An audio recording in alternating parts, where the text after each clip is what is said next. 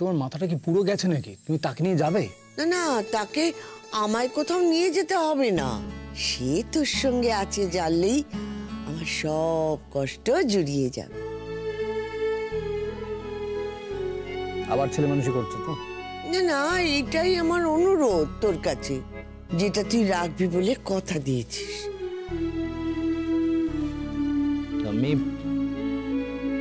মেঘ এখন, আচ্ছা মেঘ কেন আসবে বলো তো? আমাদের তো ডিভোর্স হয়ে গেছে। মেঘ এখন আমার কেউ না, আমিও মেঘের কেউ না। সত্যি কথা বলতে আমাদের বাড়ির কেউই মেঘের আর কেউ হই না। ও ওর নিজের জীবনে খুশি, আমি আমার জীবনে খুশি। দেখো ঠাম্মি, তুমি না আস্তে আস্তে মেঘকে ভুলে যাও। মেঘ আর কোনোদিন আমাদের বাড়িতে আসবে না, আর কোনোদিন আমাদের নিজেদের কেউ হবে না ঠাম্মি। আমার মনে হয় আমাদের মেঘকে মেঘের মতো করে ছেড়ে দেওয়া উচিত।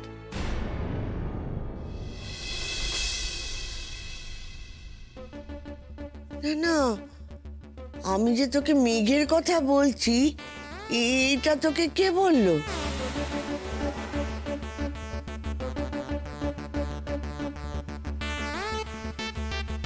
তাহলে না, আমি তো বলেছি আমার নাত বউ চাই, মেঘকে চাই, এই কথা তো বলিনি। ঠিকই তো ঠাম্মি কি একবারও বলেছে যে মেঘকে নিয়ে আসতে হবে? ঠাম্মি তো বলেছে যে নাত বউ নিয়ে আসতে হবে, হ্যাঁ না? আচ্ছা দাদা ভাই, হঠাৎ মেঘের কথা এখানে আসছে কেন? মানে তোদের তো দুজনের মধ্যে ডিভোর্স হয়ে গেছে, আর এখন তোরা দুটো আলাদা এন্টিটি, রাইট? আর দাদা ভাই, তোরা দুজন যে কমফোর্টেবল নস সেটা তো প্রমাণ হয়েই গেছে। আর তাছাড়া তোরা দুজন তো এমনিতেও একসাথে থাকতে চাস না, সেটাও তো আমরা সকলেই জানি, কি ভাবি, তাই তো? হ্যাঁ তাই তো। আরে বাবা, তোদের যদি একসঙ্গে থাকারই হতো তাহলে তো অন্তত কোর্টের অর্ডারটা তোরা মানতিস, সেটাও তো পর্যন্ত মানলি না।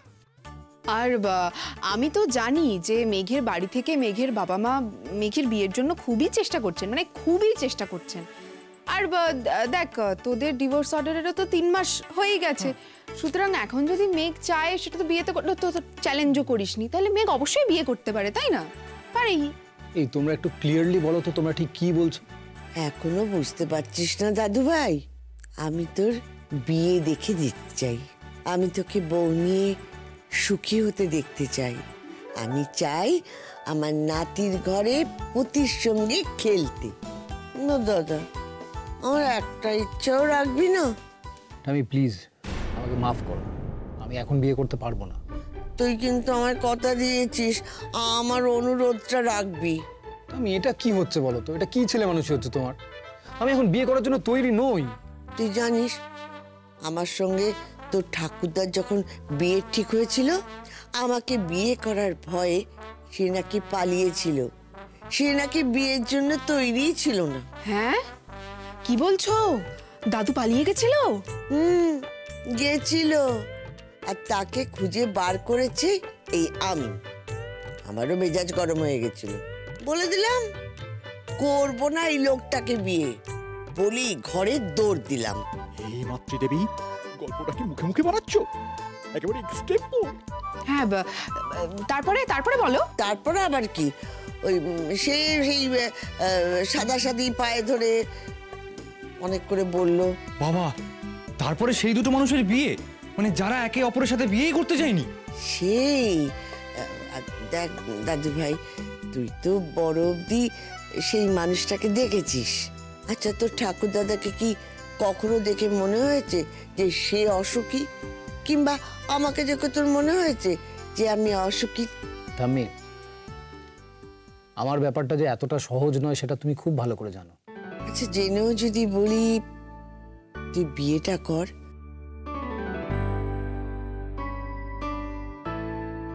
আর দেরি করিস না।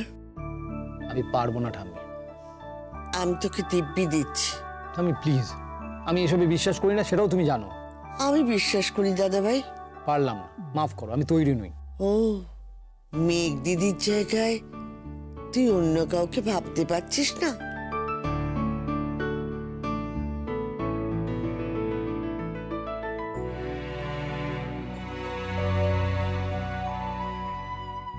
আমি আবার ওর কথা কেন, থাক থাক, ওর কথা থাক। না না, থাকবে কেন? আচ্ছা তুই যদি বলিস, আমি না হয় তার সঙ্গেই তোর বিয়ের সম্বন্ধ করি।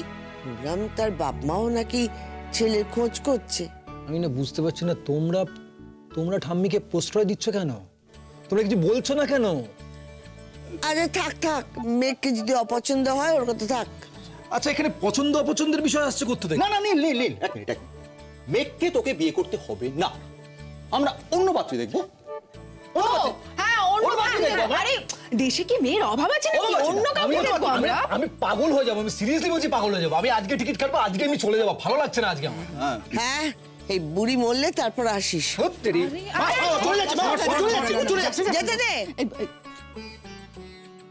ছোট খোকা, লাল, গিনি, মিনি, তোদের সকলের সামনে আমি একটা কথা বলছি, সেটা যেন অক্ষরে অক্ষরে মানা হয়।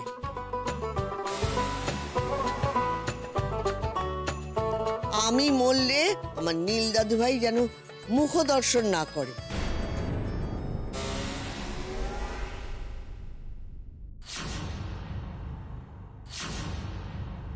তাকে যেন কোনো খবর দেওয়া না হয়, সে যেন আমাকে কাঁদ না দেয়। তুমি এগুলো কি বলছো? তুই যদি আমার কথা না শুনিস তাহলে আমি যা বলছি তাই হবে। দাদু ভাই, তুই অনেক নিজের মর্জি মতো চলেছিস, আমি কিচ্ছু বলিনি। তুই কাউকে কিছু না জানিয়ে দিল্লি চলে গেলি। মেঘ দিদির সঙ্গে 6 মাস একসঙ্গে থাকার কোর্টের যে রায়, সেটা তুই মানিসনি। দিনের পর দিন কারোর সঙ্গে যোগাযোগ পর্যন্ত করিসনি, তাতে আমি কিচ্ছু বলিনি। এখন যদি আমার কথা তোর মানা, সেটা যদি এতটাই অসম্ভব হয়, তবে আর কি, থাক তুই তোর মতো।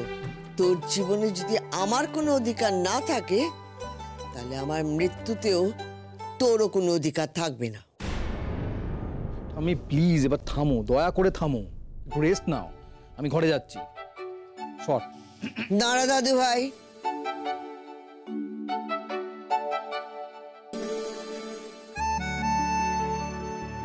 যাচ্ছ যাও, কিন্তু আজ আমি তোমাকে গোটা দিনটা সময় দিলাম। সন্ধ্যের মধ্যে আমার উত্তর চাই।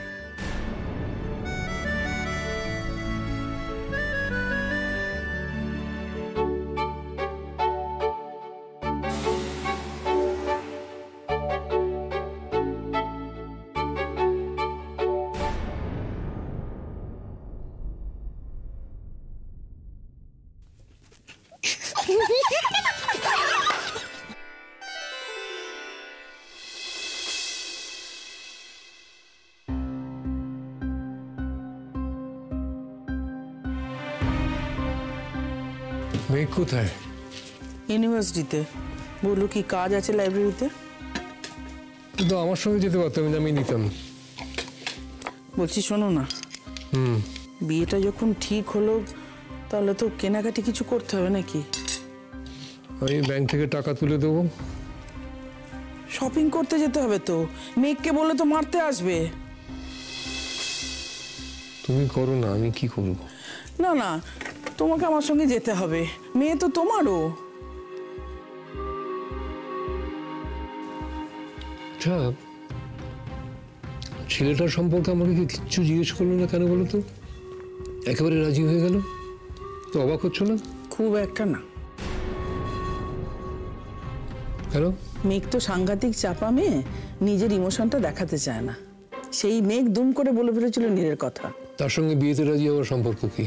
আরে বাবা, ও বুঝেছে যে আমরা ওর দুর্বলতাটা বুঝতে পেরেছি, আর সেটা যে আমরা ভুল বুঝেছি সেইটা বোঝাবার জন্য এই কাণ্ডটা করছে। কি জানি, কিছু বুঝতে পারছি না। নিজের মেয়ের বিয়ে দিতে যাচ্ছি মিথ্যে কথা বলে। এরম যে আমার জীবনে কখনো ঘটবে কখনো ভাবিনি। আচ্ছা, এটাকে মিথ্যাচার ভেবে নিজেকে কষ্ট দিও না অনিন্দ। এটা তুমি মানো তো যে মেঘ নীলকে এখনো ভালোবাসে, নীলকেই ও চায়, আর তাকে ছাড়া অন্য কোনো ছেলেকে জীবনে ঠাঁই দেওয়ার মতো অবস্থায় সে আসেনি। এগুলো তো সবই তুমি জানো। তার মানে অনিন্দ, মেঘ যা চায় আমরা ওকে সেটা দেবারই চেষ্টা করছি, একটু অন্য রকম ভাবে, তাই না? তুমি সমস্তটার মধ্যে না একটা যুক্তি খুঁজে পেয়েছো, আমি পাইনি।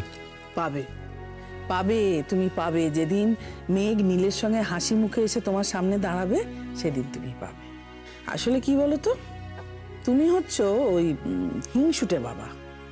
মেয়েকে তুমি কারুর হাতে ছাড়তে চাও না, চিরটা কাল নিজের কাছে আঁকড়ে ধরে রেখে দিতে চাও।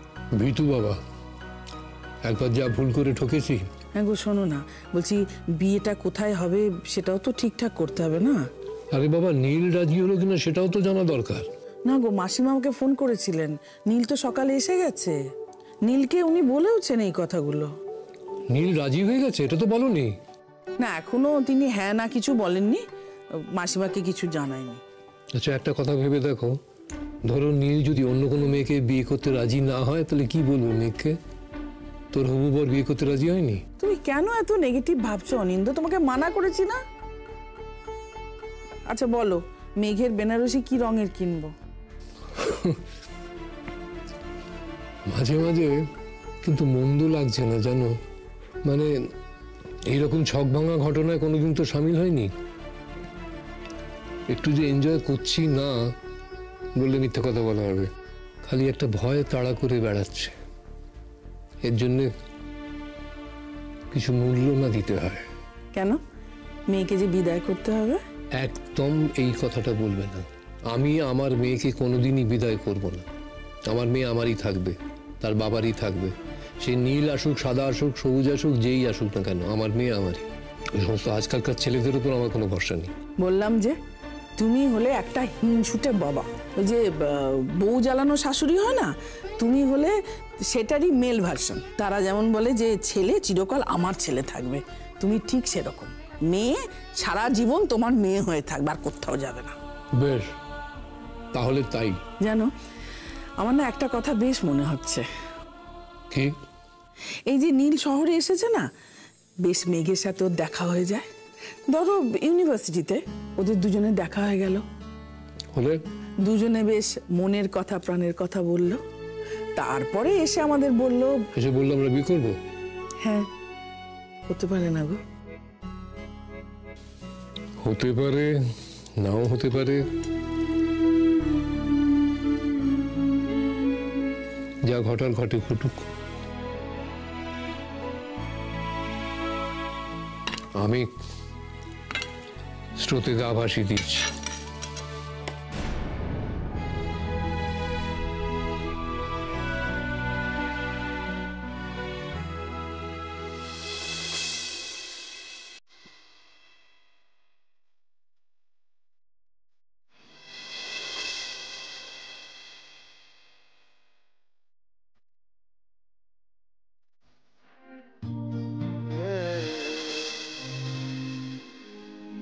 লাগে না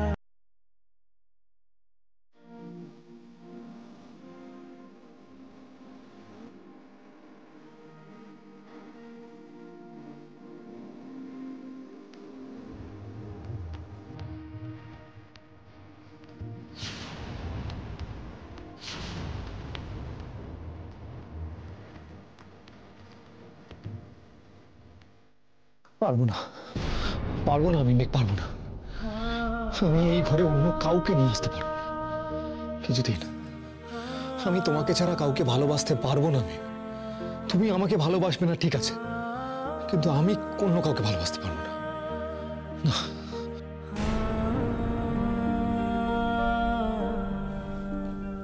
তোমার এই কটা দিনের স্মৃতিকে সম্ভাল করে, তোমার ওই সব সময় লজ্জা পাওয়া হাসিকে সম্বল করে, তোমার এই সবসময় লজ্জা পেয়ে ভালোবেসে আমাকে আঁকড়ে ধরাকে সম্বল করে আমি আমার জীবন কাটিয়ে দেবো। আমি তো আমার জীবনে অন্য কাউকে আনতে পারবো না মেঘ, কিছুতেই পারবো না।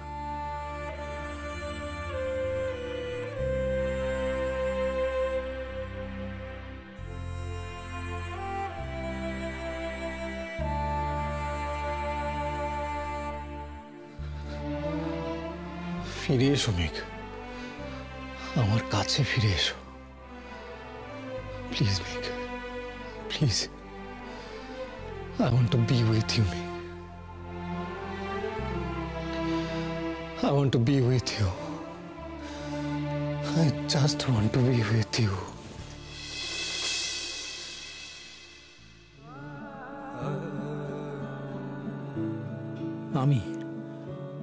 আমি তো সব ভুল করেছি মেঘ, তোমাকে জোর করে দূরে সরিয়ে রাখলাম সেদিন।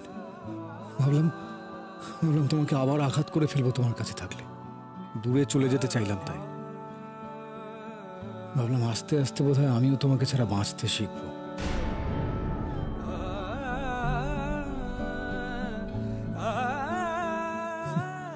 পারলাম কই মেঘ, কোথায় পারলাম? আর আজ এখন কি করব আমি, কি করব?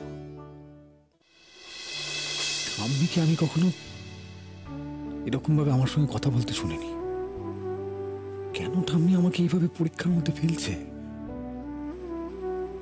তুমি তো আমাকে বোঝো ঠাম্মি, তুমি আমাকে জানো আমি যে মেঘকে আজও ভালোবাসি। তুমি তো সেটা বাড়ির মধ্যে সকলের থেকে বেশি জানো।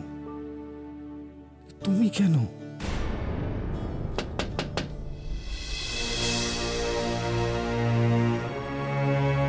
কে? অনিল, দরজা খোল, কথা আছে।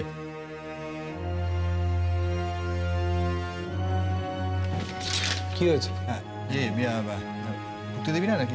চলে যাবো। এসো।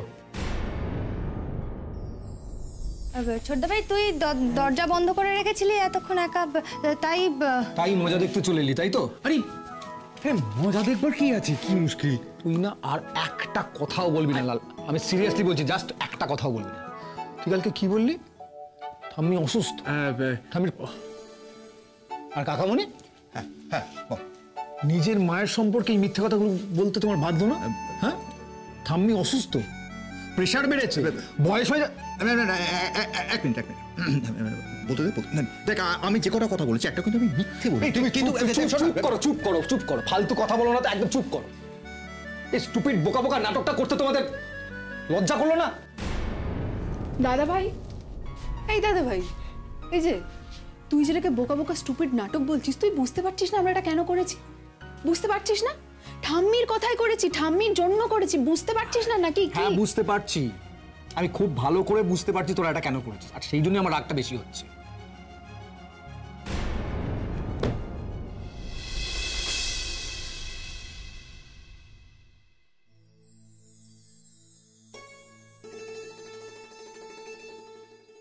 কাকামণি, জীবনটা কি এতটাই সহজ?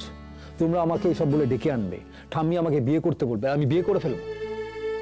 মানছি জীবন অতটা সহজ নয়, কিন্তু ধরো যদি সত্যি জীবন এতটা সহজ হতো, বন্ধ হতো না কিন্তু। হ্যাঁ, শোনো ভাইপো, এমনিতে তোমার জীবন তুমি যথেষ্ট গোলমেলে করে ফেলেছো, তাই এইসব করে যদি সেই জীবনটাকে একটু সহজ করে নেওয়া যায়, ক্ষতি কি? হয় না কাকামণি, হয় না। আমি তো ওই মেয়েটাকে ভালোবাসতে পারবো না। ওই মেয়েটা নিজের জীবনে অসুখী হবে, আমি যে আমার জীবনে ওকে কোনো জায়গা দিতে পারছি না, সেটা নিয়ে আমার মধ্যে সারাক্ষণ একটা গিল্ট ফিলিং থাকবে। আখেরে না সব আরো খারাপ হবে। তোমরা প্লিজ ঠাম্মিকে বোঝাও। হয়তো বুঝতে পারছি না তোমরা আগে কেন বোঝাওনি ঠাম্মিকে। আমার না কিছুতেই মাথায় ঢুকছে না, এই ছেলে মানুষদের তোমরা কি করে হ্যাঁ বলে পাঠ হয়ে গেলে। আচ্ছা দাদা ভাই, তুই কেন ধরেই নিচ্ছিস যে তুই মেয়েটার সাথে তুই ভালো করে সংসার করতে পারবি না? হতেই তো পারে যে ও মেয়ের থেকে অনেক better. Shut up Lal, just shut up, just shut up. আমি না এই জন্য তোকে বলি, তুই এখনো ম্যাচিওর হসনি, তোর বয়স বাড়েনি। কোন কথাটা ছোটদা ভাই ভুল বলেছে? হ্যাঁ, দেখ, তোর জীবনে মেঘ যেরকম ঠিক ছিল না, সেই রকম মেঘের জীবনেও কিন্তু তুই ঠিক ছিলিস না। আর এখন তো তোরা দুজনেই আলাদা হয়ে গেছিস, আর সেক্ষেত্রে তোর জীবন থেকে মেঘের ছায়াও সরে গেছে। তাহলে তুই এখন নতুন কাউকে নিয়ে। আমি তোদেরকে একটা কথা বলছি, এই বাড়িতে তোরা মেঘের সম্পর্কে আর কোনো কথা বলবি না, অন্তত আমার সামনে তো বলবি না, মনে থাকে যেন। এ তো আশ্চর্য ব্যাপার দাদা ভাই, তুই মেঘের নাম শুনলে এরকম অদ্ভুতভাবে রিয়াক্ট করছিস কেন? আমি সত্যিই বুঝতে পারছি না। না তাহলে তো আমরা সবাই ভাববই, মানে সবাই ভাববে যে তুই সত্যি সত্যি মেঘের জন্যই এখন। তোরা কি চাইছিস আমাকে একটু বলবি খুলে? আমরা চাইছি তুই বিয়েটা করে ফেল। আমি জিজ্ঞেস করছি এই মুহূর্তে তোমরা কি চাইছো? আমি এক্ষুনি বাড়ি ছেড়ে চলে যাই? অনেক ভুলভাল কাজ হয়েছে। আমি এক্সপেক্ট করব বাবা মা তোমাদের এই চাইল্ডিশ ব্যাপারটার মধ্যে সামিল হয়নি। তোমরাই ঠাম্মিকে উস্কে এটা করেছো।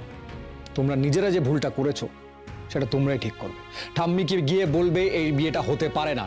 এইভাবে জোর করে কেউ কাউকে বিয়েতে রাজি করাতে পারে না। দেখ নীল, তুই যেটা বলছিস সেটা মাকে গিয়ে আমরা কেউ বলতে পারবো না।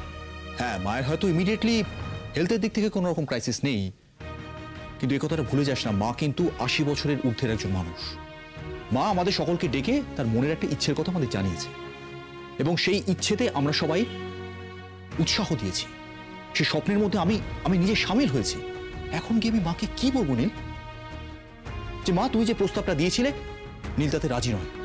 দেখ নীল, এটা শুনলে মায়ের কিন্তু একটা বড় রকমের ইমোশনাল সেটব্যাক হবে, সেটা আমি করতে পারবো। বাহ বাহ বাহ বাহ, আর সেই জন্য আমার উপর এই ইমোশনাল অত্যাচারটা চলবে, তাই তো? আচ্ছা, তুই আমাকে পরিষ্কারভাবে একটা কথা বলবি, তুই বিয়েটা করতে চাইছিস না কেন? আমি নিজেকে বিয়ের জন্য মেন্টালি যোগ্য বলে মনে করি না। মেঘের মতো মেয়েকে যদি আমি সুখী করতে না পারি তাহলে আর। মেঘের মতো মেয়ে মানে কি? মেঘ কি ভালো মেয়ের একমাত্র আলটিমেট মাপকাঠি নাকি? মা, তুমিও এটার মধ্যে আছো?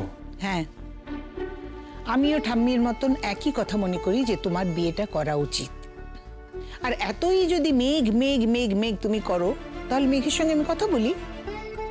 তুমি সকলে এক কথা কেন বলছো বলো তো? আমি বুঝতে পারছি না। মা, মেঘ আর আমি ex wife R ex husband, we are divorced. নীল, একটা কথা শুনে রাখো, you have to get married. আর ঠাম্মি যে সময়টাতে বলেছেন সেই সময়ের মধ্যে, অর্থাৎ তোমার হাতে আর একটা সপ্তাহ সময় আছে। ওয়ান্ডারফুল। আর আমার ক্লাস, ইউনিভার্সিটি? সেটা তুমি ওখানে গিয়ে সামনে নিয়ে চলে এসো। না মা, আমি ওইভাবে বিয়েটা করতে পারবো না। ফাইন, করো না। তাহলে আমাদের ডিসিশনটাও তুমি শুনে রাখো। এই বাড়ির একটা মানুষের বাঁচা মরা নিয়ে যখন তোমার কোনো চিন্তা নেই, আর তুমি এই কথাটা না শুনলে তিনি কতটা আঘাত পাবেন সেটা জানার পরেও তুমি যখন সেইটাই করবে ঠিক করেছো, তাহলে তুমি এটাও জেনে রেখো যে এই পরিবারের বাকি কারোর সঙ্গে তোমার কোনো সম্পর্ক রাখার দরকার নেই। তুমি তোমার যা ইচ্ছে করতে পারো, আমরা কেউ তোমাকে কিচ্ছু বলবো না।